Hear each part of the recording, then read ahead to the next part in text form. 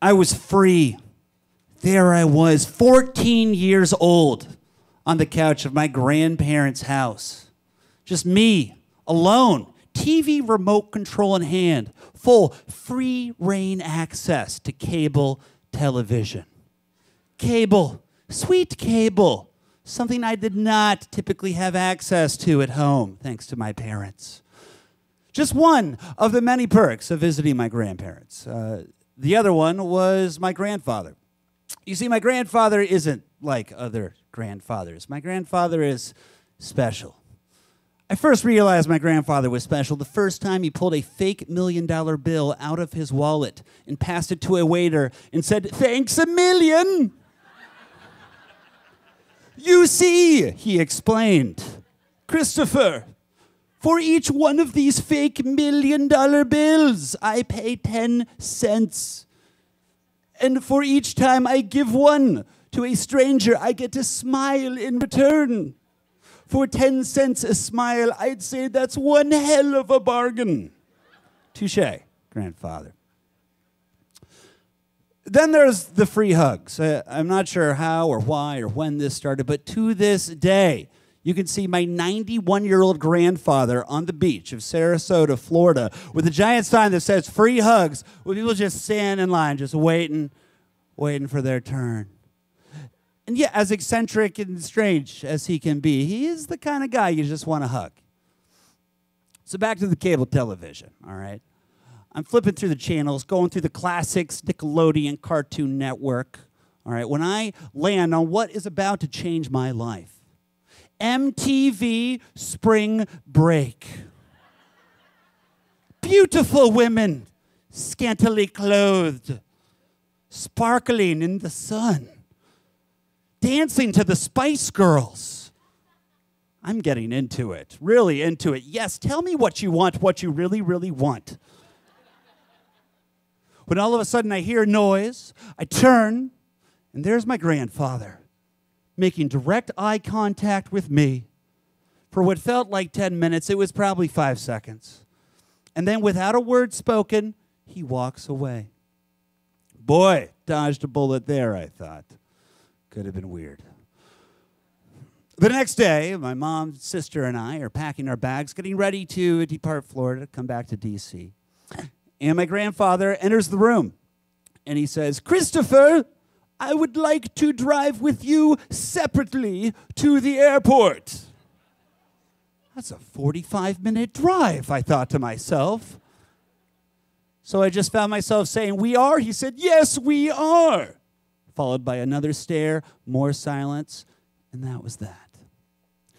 My grandfather strategically waited until we reached a speed of about 60 miles an hour, a speed at which any attempt of escape would have most certainly ended in sudden death, before he started to speak. "Christopher, I noticed last night that you were watching some provocative television, and it occurred to me that it is time to tell you about how to be with a woman." How to be with a woman, I thought. I'm with women all the time. I came down here with my mom, okay, and my sister, who's going to be a woman someday. Spent the week with my grandmother. Why do I need to know about being with a woman? And then it began. "Christopher, I'm going to tell you about the 4 ways to stimulate a woman." Time stopped. I froze, struck with a wave of discomfort and cognitive dissonance. I was 14. I wanted to hear this. I really did, but not this way. So not this way. "Number 1, he began counting. "The mighty penis." Oh my God. Grandfather is talking about penises, and I'm trapped. "Number 2, he proceeded. The finger. Ew. Is he just listing body parts? What is this? "Number 3, he continued. The tongue. Oh, God. The tongue. Is that even a thing that people do, I thought? And my grandfather? Number 4. He paused for dramatic effect, as if that was necessary. The vibrator. Vibrator? You mean like the thing that my mom bought from Bed Bath & Beyond for your bed? Like,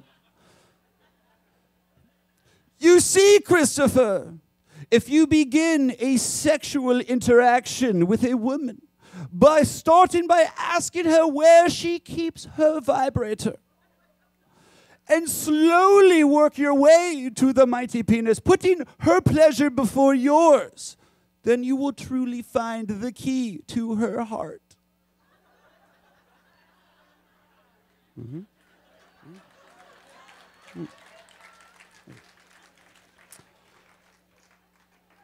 So this talk stuck with me. As much as I tried to make it not, stuck with me through high school, into college. My girlfriend, my freshman year of college, and I, we were a great couple by freshman year of college standards. We made an excellent beer pong team, had the same taste in music. What more could you ask for? About a month into the relationship, I decided that it was time to take it to the next notch. After some liquid courage, found myself in Melanie's dorm room, and the words just came out of my mouth. Melanie, where do you keep your vibrator? She looked at me like I had just peed on the floor of her dorm room. Why would you ask me that? Did someone tell you to ask me that? Was it Becky? Don't say grandfather. Don't say grandfather. I thought to myself, don't say grandfather. Yeah, it was Becky. It was totally Becky. She put me up to this. So it didn't work out, obviously. Years continued to pass, and I started skipping number 4. And I found myself in another conversation with my grandfather. And I'm a little more comfortable speaking to him these days. So I just told him, I was like, look, grandfather, you know, I tried your 4 ways to stimulate a woman. Number 4, it didn't work out so well. She got a little upset, didn't work out so well for me. And then he just very thoughtfully sits back, and without a blink, he responds, Christopher, I believe it is time for another lesson. Let me tell you about the 3 ways to apologize to a woman. Thank you, everybody. My name's Chris. Come on. Let's talk about sex, baby.